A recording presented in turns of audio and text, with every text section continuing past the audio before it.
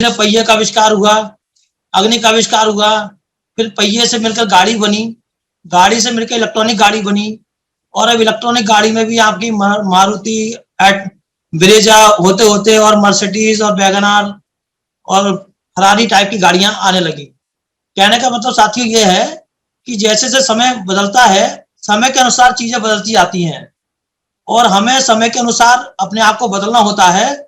और हम यदि समय के अनुसार नहीं बदलते तो समय अपने अनुसार हमें बदल देता है।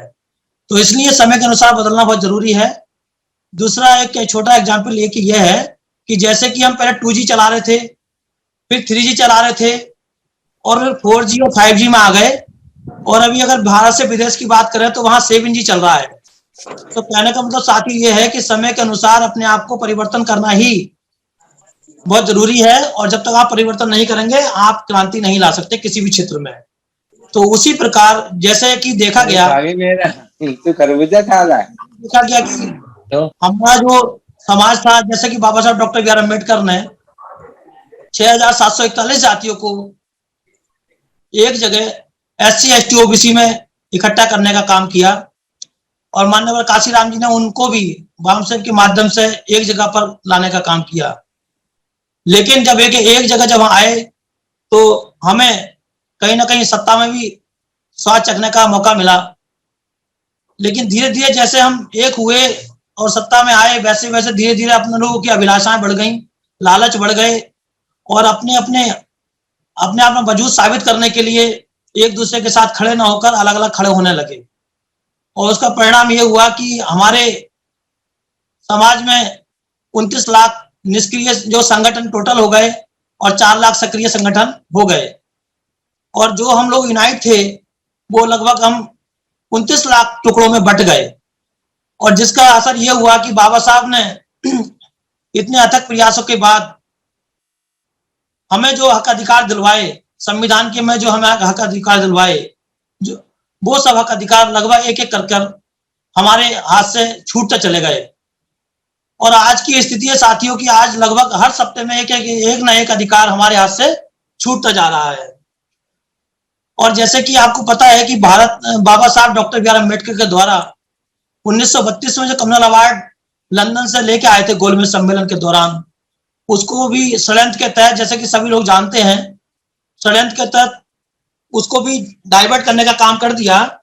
और वो खाली कम्युनल अवार्ड ना लेकर पूना पैक्ट के समझौते के आधार पर वो हमें प्रतिनिधित्व का अधिकार मिला, जो कि हमने नहीं मांगा था, उन्होंने हमें दिया है।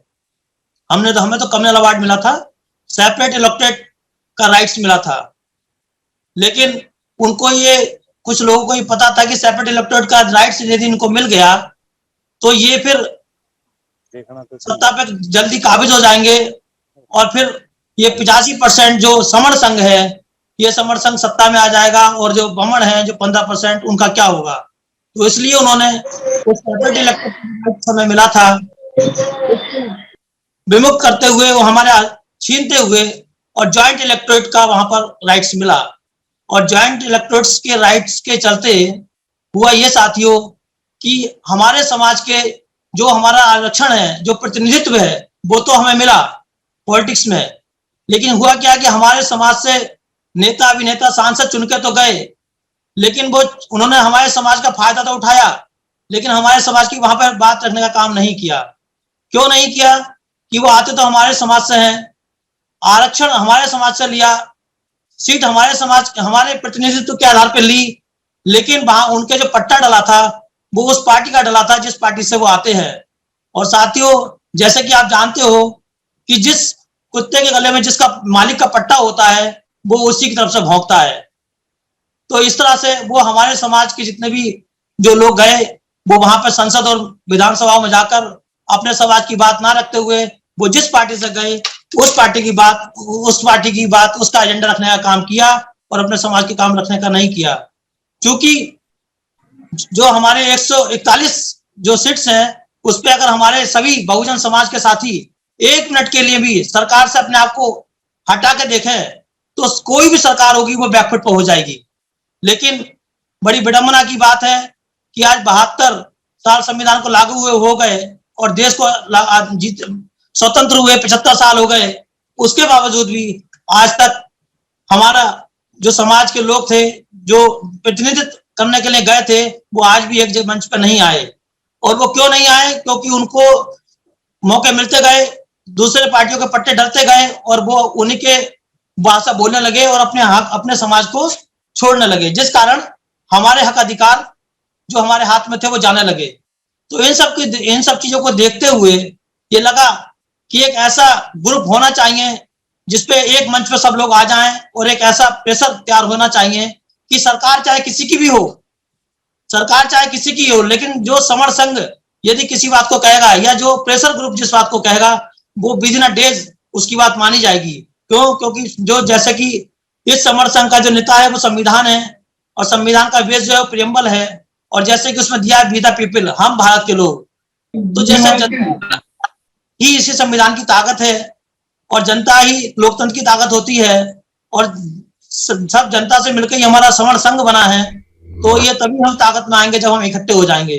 तो जैसे समर संघ का मैं जो कॉन्स्टिट्यूशन रूल्स के बारे में बताना चाह रहा हूँ, तो साथियों समर संघ जो है वो एक ऐसा संघ है कि इसमें यदि हम आ गए तो हम विद इन अ डेज कुछ भी हम प्राप्त कर सकते हैं।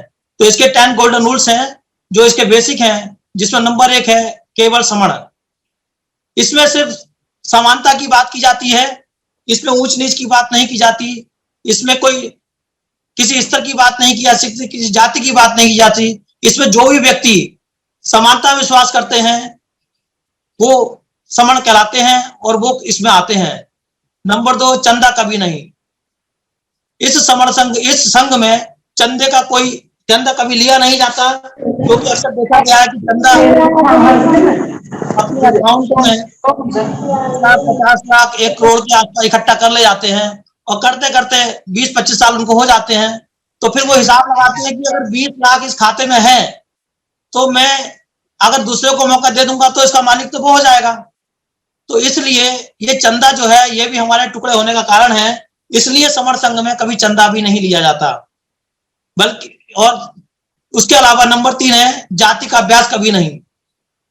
जैसे कि तमाम हमारे संगठन आज जो जैसे कि 29 लाख संगठन है, इसमें से कम से कम कई लाखों संगठन हमारे जाति के आधार पर बटे हुए हैं, और जाति के आधार पर बने होने के कारण हम लोग जातियों में बटे रहे और बटे होने के कारण आज भी इकट्ठा नहीं हो पाए। और वो आज हम अपनी अपनी जातियों को गर्व से कहते हैं कि हम ये हैं कि हम वो हैं।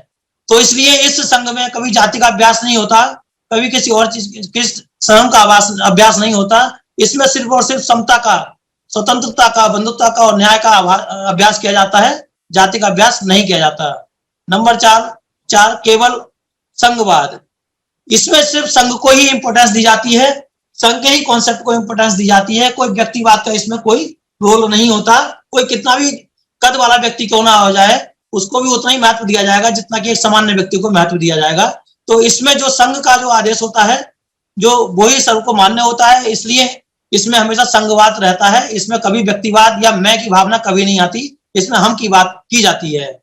इसके अलावा नंबर 5 है पद प्रतिष्ठा मंच माला कभी नहीं। ना इसमें कोई पद होता।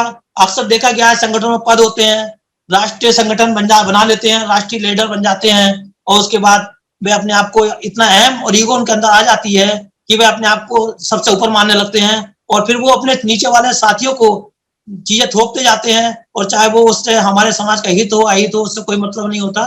मतलब सिर्फ ये है कि उनका पर्सनल सिद्ध उल्लू कैसे सिद्ध होता है, तो इसको लेकर चलते हैं। तो इसलिए इसमें कोई बात नहीं की जाती। प्रतिष्ठा को भी इसमें कोई इंपोर्टेंस नहीं दिया जाता। कोई व्यक्ति चाहे वो कितने छोटे स्तर का हो या कितने बड़े स्तर का हो, सबको समान स्तर पर रखा जाता है। मंच इसमें होता नहीं। इसमें या तो सभी कुर्सियों पर बैठेंगे या सभी नीचे फर्श पे जमीन दड़ी पर बैठेंगे। इसमें सबको समानता के साथ ट्रीट करा जाता है। और माला कभी पहनाई नहीं जाती, क्योंकि माला जैसे कि 100 लोग हुए और उसमें 5 को पहना दो और क्या कहते हैं आप 95 को ना पहनाओ तो उनको कुंठा डेवलप होती है, विकसित होती है, और जिस कारण वो गलत महसूस करते हैं। तो इसलिए इसमें इन चीजों का कॉन्सेप्ट नहीं रखा गया है, न पद, न प्रतिष्ठा, न मंच, न माला, ये है नहीं। क्योंकि ये जो समर संघ है ये किसी में भेद नहीं करता, किसी भी स्तर में ये सबको एक समान समझता है और इसीलिए समर संघ है। इसके अलावा नंबर 6 पंजीकरण कभी नहीं। साथियों पंजीकरण उस चीज का होता है जो किसी के अधीन आती है, और समर संघ जैसा कि आपको विदित है कि बुद्ध से के काल से भी पहले का ये समर संघ है। और जैसे कि आपको पता है कि बुद्ध को भी जो पनिशमेंट दिया गया था संघ के अंतर्गत ही दिया गया था। तो संघ इतनी बड़ी ताकत रखता है कि एक राजा के बेटे को भी सजा दे सकता है। तो ये पूरे देश से भी बड़ा हुआ ये संघ है। और इस संघ जो इतना बड़ा होता है तो इस संघ का रजिस्ट्रेशन कौन करेगा? तो इसलिए संघ का रजिस्ट्रेशन कभी होता नहीं है साथियों। इसके अलावा 7 नंबर है संघाधिदेश सबसे ऊपर। जैसे कि आप जानते ही हैं कि जो स्पोक्स साथी होते हैं उनका हाउस लगता है, और जो भी संघ के साथी या स्पोक्स जो उचित समझते हैं कि ऐसा कोई कानून आना चाहिए या इसमें कुछ बदलाव होना चाहिए तो उसके लिए हाउस लगता है।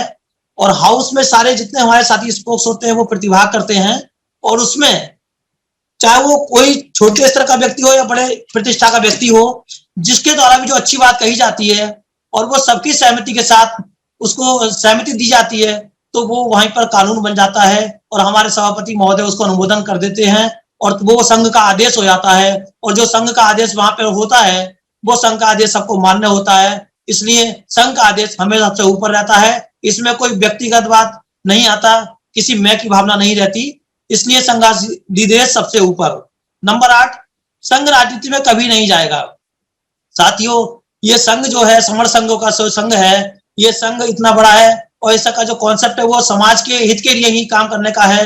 और आप समझते हो जैसा राजनीति है तो राजनीति का एक उद्देश्य होता है कि वो किसी भी तरह से साम दाम दंड भेद हर तरीके को अपनाकर वो सिर्फ सत्ता में काबिज बना रहना चाहते हैं। और जबकि समर संघ का ऐसा कोई कॉन्सेप्ट नहीं है, वह चाहते हैं समता स्वतंत्रता बंधुत्वता और न्याय डेवलप करने के लिए, एक अच्छा संघ तैयार करने के लिए, एक अच्छा देश तैयार करने के लिए काम कर रहा है। तो अगर इसलिए ये संघ जो है कभी राजनीति में नहीं जाता। इसके अलावा संघ घातक की वापसी संघ में कभी नहीं होती।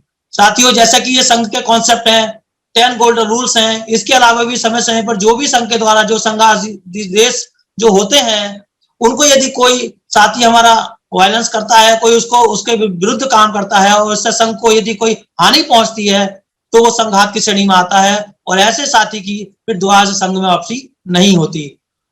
इसी के साथ सबसे मोस्ट वेरी इंपॉर्टेंट रूल्स है नंबर 10, उपरोक्त 9 विनिमय संघ का आधार है। ये ना कभी बदले जाएंगे, ना कभी खत्म किए जाएंगे और ना कभी अमान्य किए जाएंगे। मतलब साथियों जैसे कि आपने देखा कि संविधान में जैसे प्रियम्बल होती है और प्रियम्बल के नीचे जैसे लिखा होता है दृढ़ संकल्प होकर अपनी संविधान सभा में आज तारीख इतने बजे इतनी तारीख को हम संविधान को अंगीकृत अधिनियमित और आत्मर्पित करते हैं। उसी तरह से हमारा ये नंबर 10 है कि हमारे जो 9 बिंदु हैं, ये 9 जो गोल्डन रूल्स हैं, ये उपरोक्त को सब ये दृढ़ संकल्प होकर हम ये दृढ़ संकल्प होकर ये संकल्प लेते हैं कि ये नियम है ये ना कभी बदले जाएंगे, ना कभी खत्म किए जाएंगे, ना अमान्य किए जाएंगे। तो इस तरह से साथियों 10 गोल्डन रूल्स हैं, ये इसका बेस है। और हमारा ये समर संघ का जो नेता होता है वो संविधान होता है और प्रियम्बल उसका बेस है। और उसके अलावा ये 10 गोल्डन रूल्स हैं, ये इसका बेस है, ये ना कभी बदले जाएंगे। और इसी के आधार पर हम ये मुहिम यही है समर संघ ने, और इस समर संघ की हम सब एक होंगे और ये इसका आधार है। ये आधार हम बना के रखेंगे तब हम निश्चित रूप से एक होंगे। जुड़ेंगे तो जीतेंगे, जिद है जुड़ने की, जब जुड़ेंगे तब जीतेंगे, जितना जुड़ेंगे उतना जीतेंगे, जहां जहां जुड़ेंगे वहां वहां जीतेंगे, जैसे जैसे जुड़ेंगे वैसे वैसे जीतेंगे। जो जुड़े हैं वे ही जीते हैं। अभी जुड़ेंगे अभी जीतेंगे, 2 साल बाद जुड़ेंगे 100 साल बाद जीतेंगे।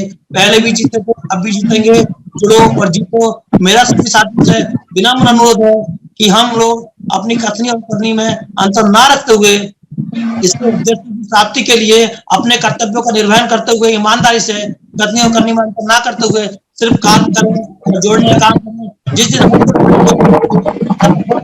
प्राप्त कर लेंगे और बिना डेज प्राप्त कर लेंगे। अगर आज ही जुट जाएंगे तो आज ही प्राप्त कर लेंगे।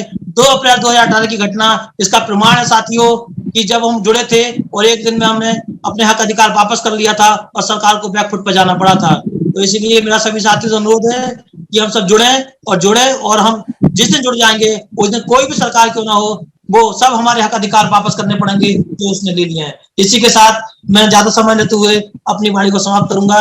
जय भीम, जय भारत, जय संविधान, संगम नमामि।